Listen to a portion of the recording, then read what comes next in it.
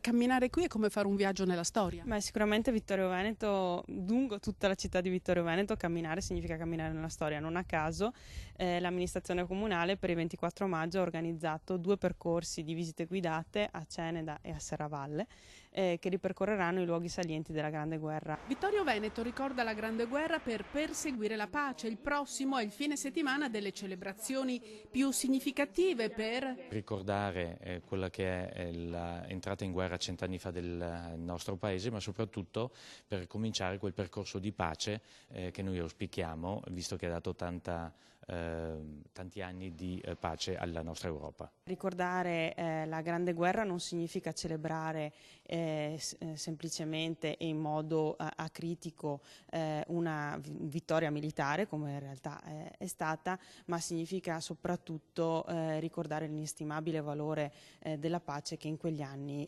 l'Europa perse. Si è cominciato nel novembre scorso con l'apertura del Museo della Battaglia, già 10.000 visitatori, si prosegue nel fine settimana più atteso. La città si sta già preparando a questi eventi con molte manifestazioni e anche con una programmazione di raduni di corpi dell'esercito. 24 maggio, data simbolo della città, ed è in quella data che si vuole far emergere la cultura della non violenza. I vittoriesi sono invitati ad esporre il tricolore, un piccolo ma importante gesto, assicura il sindaco Tonon.